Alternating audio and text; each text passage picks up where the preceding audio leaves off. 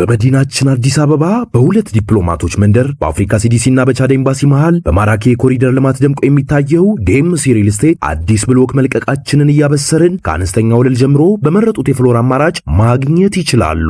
በለቡ መብራት 65000 ካሬ ላይ የተንጣለሉ ግንባታቸው ከ30 እስከ 50% በደረሱ ብሎክ ከስቱዲዮ እስከ ባለ 4 መኝታ ቤቶችን በካሬ 78000 ብር አለያም 431000 ብር ቅድመ ክፍያ በመክፈል የቤት ባለቤት ይሁኑ እንሎታለን። 60% በሚደርስ የረጅም ጊዜ ባንክ አማራጭ ከወለድ ነጻ አገልግሎት ጋር አመቻችተናል። ቀድሞ ለሚመጡ ለ10 ዕድለኞች እስከ 30% የሚደርስ ቅናሽም አዘጋጅተናል። ለበለጠ መረጃና ለቢሮ ቀጠሮ እንዲሁም ሳይት ለመጎብኘት በ0968 7272 29 ላይ አሊያም በ0920 22 1458 ላይ አሁኑኑ ይደውሉ። ሰላም ጤና ይስጥልን። የተወደዳችሁና የተከበራችሁ የገበያ ሚዲያ ቤተሰቦቻችን ይህ በሮሃ ፎሬክስ ቢሮ ስፖንሰርነት ወደ እናንተ የሚቀርበው ዕለታዊው የምዕራፍ 1 የቢዝነስ ዜና ዘገባችን ነው። በቢዝነስ ዜና ወጃችን ላይ የሮሃ ፎሬክስ ቢሮ የዕለቱን የውጭ ምንዛሬ ዋጋን አካተናል። እንድትከታተሉን እየጋበዝን ለዕለቱ ወደ ያዝንላችሁ ዜናዎቻችን እናልፋለን። በቅድሚያም አርዕስቶችን በገቢ ግብር አዋጅ ማሻሻያ ላይ የተሰማ አዲስ መረጃ አለ የምንነግራችሁ ይሆናል። አበዳሪ ተቋማት ለግብርናው ዘርፍ ብድር ለመስጠት ፈቃደኛ አለመሆናቸው እንቅፋት መፍጠሩ ተገልጿል። በዝርዝር ይዘነዋል። የኢትዮጵያ አየር መንገድን የተመለከተ አዲስ አነጋጋሪ መረጃ ተሰምቷል። የምናጋራችሁ ይሆናል። የወረቀት የትምህርት ማስረጃ ህትመትን የሚያስቀር አዲስ አሰራር ተግባራዊ ሊደረግ መሆኑ ተሰምቷል። በዝርዝር ይዘነዋል። የተወደዳችሁና የተከበራችሁ የገበያ ሚዲያ ቤተሰቦቻችን የሰኔ 2 ቀን 2017 ዓ.ም ዕለታዊውን የምዕራፍ 1 የቢዝነስ ዜና ዘገባችንን ይዘንላችሁ ቀርበናል። አብራችሁን እንድትቆዩ እንጋብዛችኋለን። በዝርዝር ወደምንመለከታቸው እናልፋለን። አስተዳደራዊ በደሎች ምላሽ እንዲሰጣቸው እየሰራው ነው ሲል የህዝብ እንባ ጠባቂ ተቋም ገለጸ። በዜጎች ላይ የሚደርሱ አስተዳደራዊ በደሎችን መርምሮ ምላሽና መፍትሄ በማሰጠት በኩል በተጠናከረ መልኩ እየሰራ መሆኑን የኢትዮጵያ ህዝብ እንባ ጠባቂ ተቋም አስታውቋል። ተቋሙ በመልካም አስተዳደር፣ በአስተዳደራዊ ፍትህ ክዋኔና የተቋሙን የ5 ዓመት መሪ ዕቅድ በተመለከተ ከባለድርሻ አካላት ጋር በትናንትናው ዕለት መምከሩም ተሰምቷል። በህግ የተደነገጉ የሰዎች መብቶችና ጥቅሞች መከበራቸውን በማረጋገጥ የህግ የበላይነትን ለማስፈን እየተሰራ መሆኑን የተቋሙ ዋና እንባ ጠባቂ ስመኙ ቢያንስተው በተለይም የአስፈጻሚ አካላት ጥረት ቅልጥፍናና ግልጽነት ያለው የመንግስት አስተዳደርና የኢንዱስትሪ ሰላም እንዲሰፍን ትኩረት እንደተሰጠው ተናግረዋል። የመንግስት አስፈጻሚ መስሪያ ቤቶችና የልማት ድርጅቶች የሚሰጧቸው አገልግሎቶች ከመልካም አስተዳደር መርሆችና ከዜጎች መብት አንጻር ህግና አሰራርን መከተላቸውን ቁጥጥር በማድረግ ክፍተቶች እንዲታረሙ እየተደረገ መሆኑን አብራርተው በዜጎች ላይ የሚደርሱ አስተዳደራዊ በደሎችን መርምሮ ምላሽና መፍትሄ በማሰጠት በኩል በተጠናከረ መልኩ እየተሰራ ይገኛል ብለዋል። የተቋሙ ምክትል ዋና እንባ ጠባቂ ዶክተር የኔነህ ስመኝ በትምህርት ፕሮጀክቶች አፈጻጸም፣ በመሬት ሀብት አጠቃቀምና በኢንቨስትመንት ላይ የቀረቡ የመልካም አስተዳደር ጥያቄዎች የተፈቱበት አግባብ መኖሩን ገልጸዋል። በቀጣይ መንግስት ለህዝብ ያለው ተጠያቂነት ለማረጋገጥ አስተዳደራዊ በደል እንዲቀረፍና ሲፈጸምም እንዲፈታ ማድረግ ላይ በሚጠበቀው ልክ እንደሚሰራም ዶክተር የኔነህ አመላክተዋል። ለመብት ጥሰት ተጋላጭ የሆኑ ዜጎች ለሚደርስባቸው በደል ፈጣን ምላሽ እንዲያገኙ የተቀናጀ ጥረት እየተደረገ መሆኑንም ተናግረዋል። በመድረኩ በህዝብ ተወካዮች ምክር ቤት የዲሞክራሲ ጉዳዮች ቋሚ ኮሚቴ ሰብሳቢ እውነቴ አለነ፣ ሌሎች የስራ ኃላፊዎችና የሚመለከታቸው ባለድርሻ አካላት መገኘታቸውን ኢዜአ በዘገባው አስነብቧል።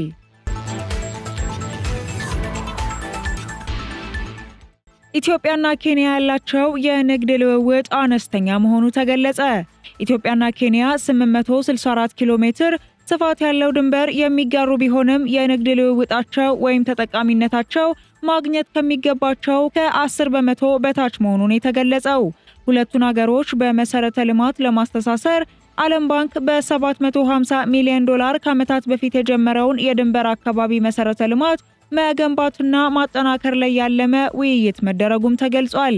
በመድረኩ የተገኙት የምስራቅ አፍሪካ በይነ መንግስታት ድርጅት ኢጋድ ዋና ጸሐፊ ዶክተር ወርቅነህ ገበየው በሰጡት ሀሳብ ኢትዮጵያና ኬንያ ምንም እንኳን ረዥሙን ድንበር የሚጋሩ ቢሆንም የሁለቱ ሀገሮች የድንበር ንግድ ከ284 ሚሊዮን ዶላር በታች መሆኑን ተናግረዋል።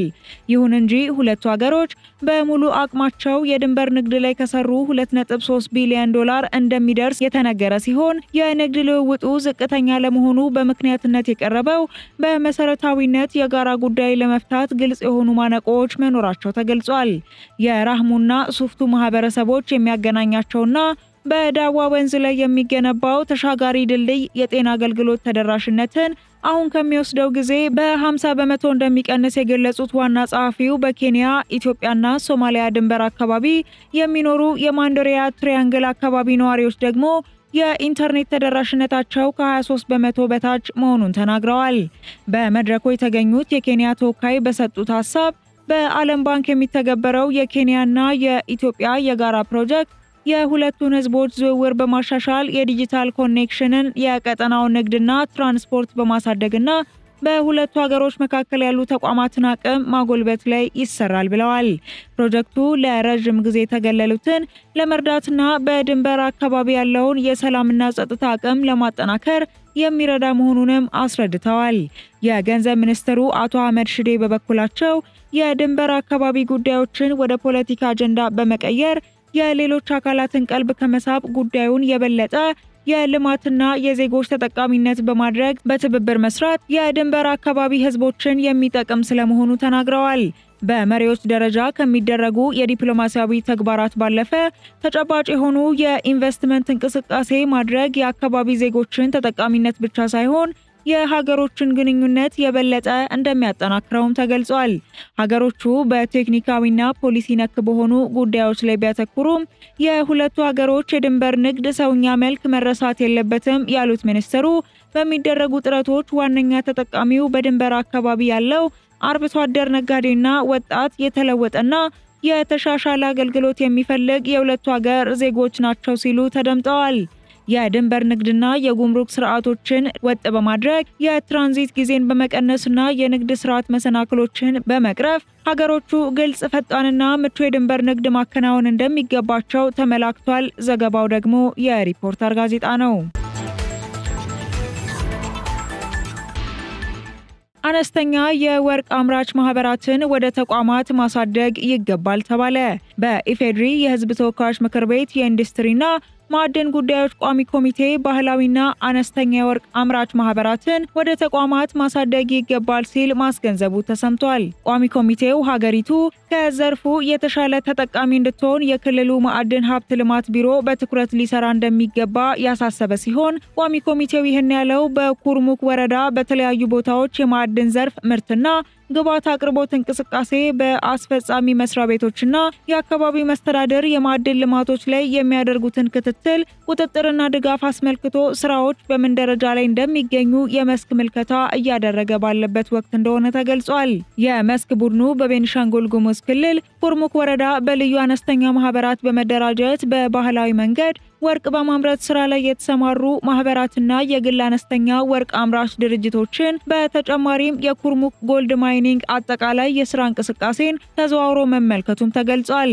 የቋሚ ኮሚቴው ሰብሳቢና የመስክ ቡድን መሪው ዶክተር ፈቃዱ መንግስቱ እንዳሉት በዘርፉ የተሰማሩ አምራቾች ለብሔራዊ ባንክ የሚያስገቡት የወርቅ ምርት እያደገ በመምጣቱ የተሻለ ገቢ ለመንግስት እያስገኙ መሆኑንና ለበርካታ ሰዎችም የስራ ዕድል መፍጠራቸው ተጠናክሮ መቀጠል እንደሚኖርበት ተናግረዋል።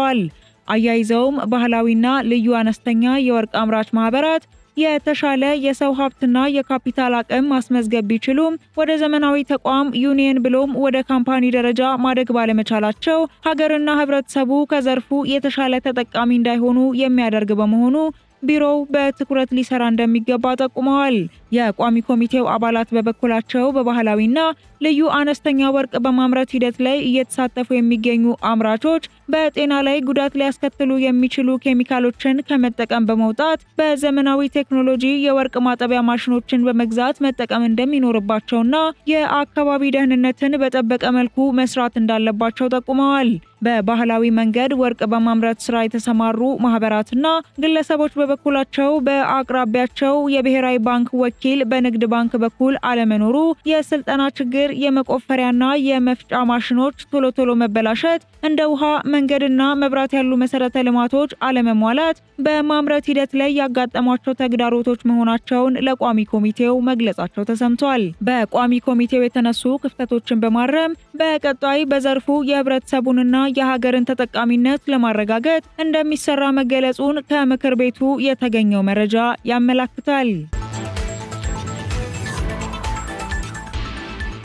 አበዳሪ ተቋማት ለግብርናው ዘርፍ ብድር ለመስጠት ፈቃደኛ አለመሆናቸው እንቅፋት ፈጥሯል ተባለ። አበዳሪ ተቋማት ብድር ለመስጠት ፈቃደኛ ለመሆናቸው የግብርናውን ዘርፍ ለማሳደግ በሚደረገው ጥረት ላይ እንቅፋት መሆኑ ተገልጿል።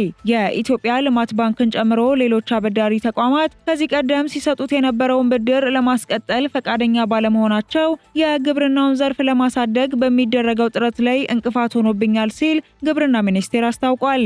በሚኒስቴር መስሪያ ቤቱ የግብርና መዋለ ነዋይ ምርትና ግብይት መሪ ስራ አስፈጻሚ አቶ ደረጀ አበበ እንደ ሀገር የማክሮ ኢኮኖሚ ማሻሻያ መደረጉ ምጣኔ ሀብቱ ላይ የራሱን ተጽዕኖ እያሳደረ እንደሚገኝ ተናግረው ይህንን በመቅረፍ የግብርና መዋለ ነዋዩን ለማሳደግ ደግሞ አበዳሪ ባንኮች የተለያዩ ምክንያቶችን በማቅረብ ብድር ከልክለዋል ሲሉ ገልጸዋል። አክለውም እንደ ሀገር ባጋጠመ የገንዘብ እጥረት፣ በጸጥታ ችግርና በመሰረተ ልማት አለመሟላት ዘርፉን ለማሳደግ በሚደረገው ጥረት ላይ ተግዳሮት መሆኑን ተናግረዋል። የሀገሪቱ ምጣኔ ሀብት ጀርባ አጥንት የሆነው የግብርና ዘርፍ እንዲያድግ የሚደረገው ጥረት ይበልጥ ውጤት እንዲያመጣ የሁሉም ትብብር አስፈላጊ መሆኑ የተገለጸ ሲሆን የምጣኔ ሀብት እድገቱ ተጠናክሮ እንዲቀጥል የፋይናንስ ዘርፉ የግብርናውን ክፍለ ኢኮኖሚ ይበልጥ ሊደግፍ እንደሚገባ ተመላክቷል።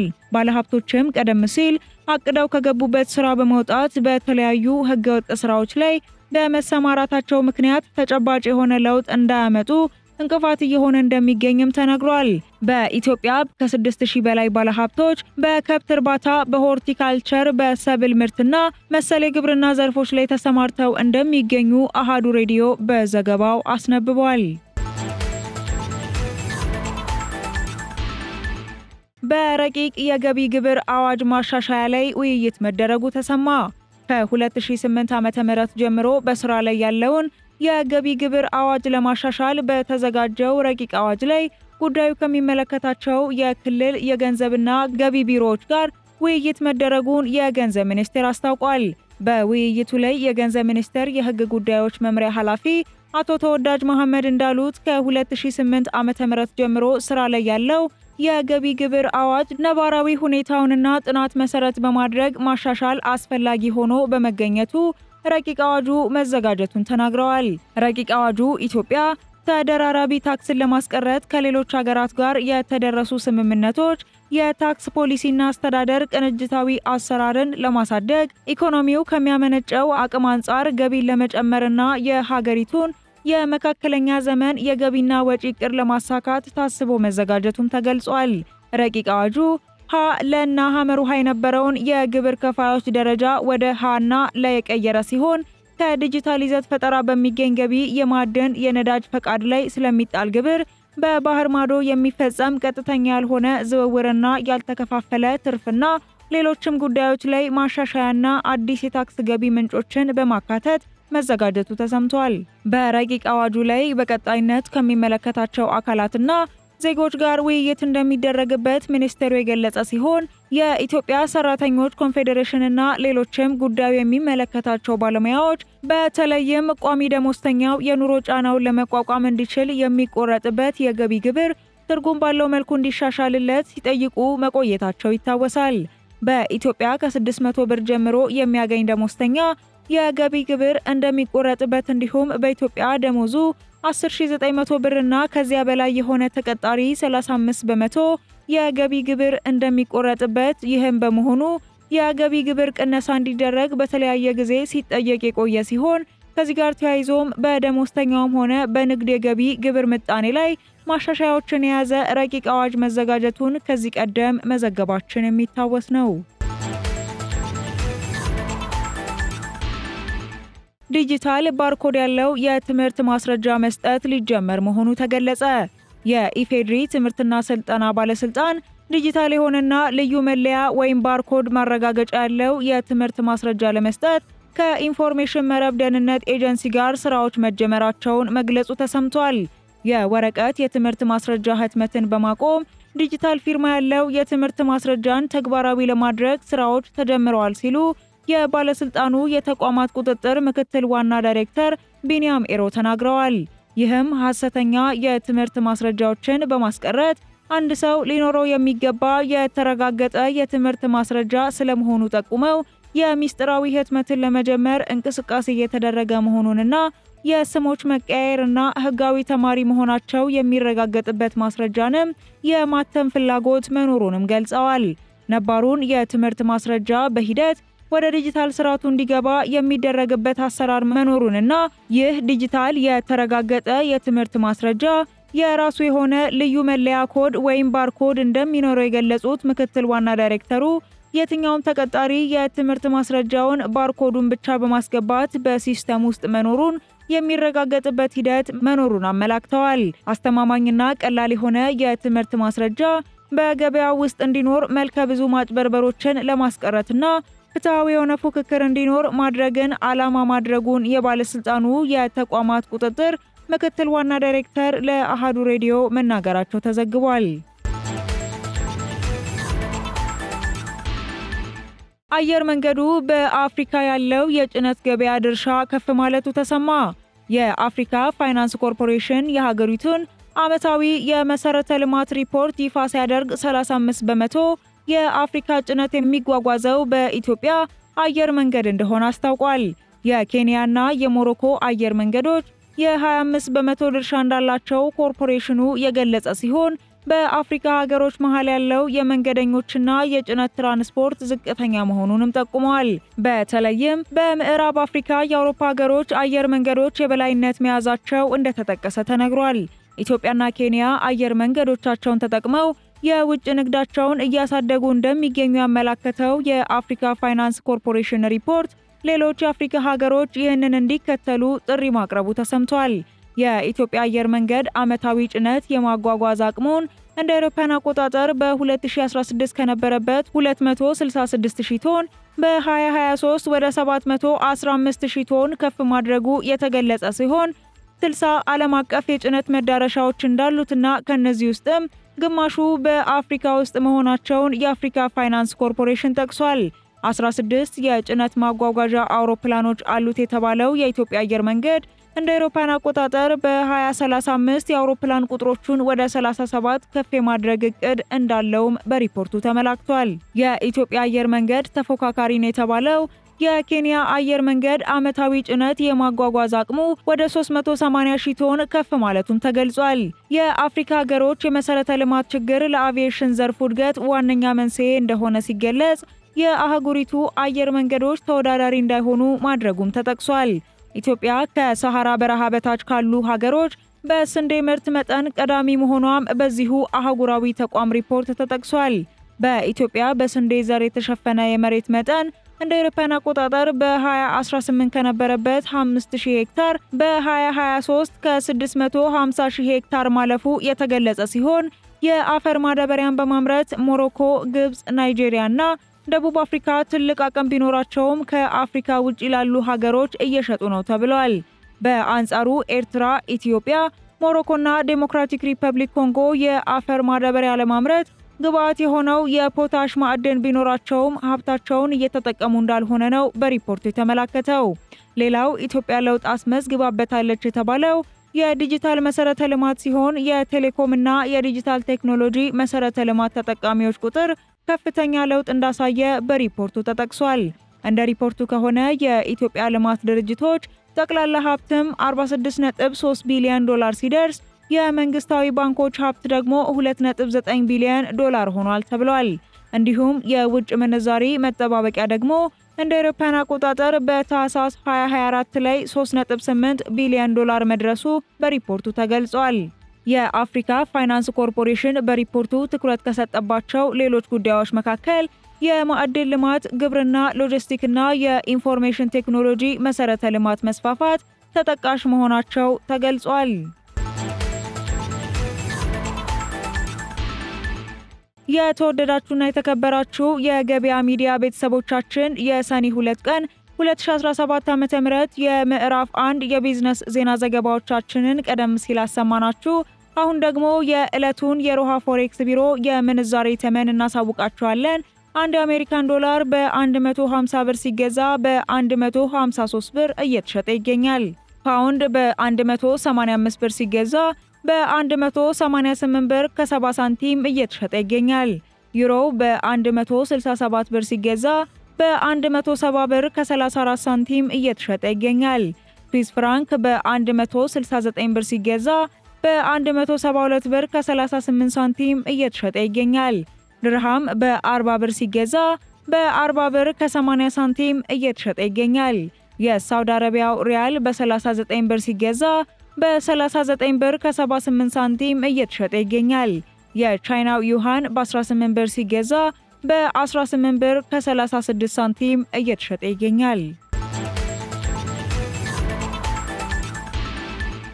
የተከበራችሁ የገበያ ሚዲያ ቤተሰቦቻችን የዕለቱን የምዕራፍ 1 የቢዝነስ ዜና ዘገባዎቻችን የተከታተላችሁትን ይመስላል። ከቀሪ የገበያ ሚዲያ መረጃዎች ጋር መልካም ዕለተ ቀን እንዲሆንላችሁ ተመኘን። በመዲናችን አዲስ አበባ በሁለት ዲፕሎማቶች መንደር በአፍሪካ ሲዲሲ እና በቻድ ኤምባሲ መሃል በማራኪ የኮሪደር ልማት ደምቆ የሚታየው ዴምሲ ሪል ስቴት አዲስ ብሎክ መልቀቃችንን እያበሰርን ከአነስተኛ ወለል ጀምሮ በመረጡት የፍሎር አማራጭ ማግኘት ይችላሉ። በለቡ መብራት 65000 ካሬ ላይ የተንጣለሉ ግንባታቸው ከ30 እስከ 50% በደረሱ ብሎክ ከስቱዲዮ እስከ ባለ 4 መኝታ ቤቶችን በካሬ 78000 ብር አለያም 431000 ብር ቅድመ ክፍያ በመክፈል የቤት ባለቤት ይሁኑ እንሎታለን። 60% በሚደርስ የረጅም ጊዜ ባንክ አማራጭ ከወለድ ነጻ አገልግሎት ጋር አመቻችተናል። ቀድሞ ለሚመጡ ለ10 ዕድለኞች እስከ 30% የሚደርስ ቅናሽም አዘጋጅተናል። ለበለጠ መረጃና ለቢሮ ቀጠሮ እንዲሁም ሳይት ለመጎብኘት በ0968 7272 29 ላይ አሊያም በ0920 22 1458 ላይ አሁኑኑ ይደውሉ።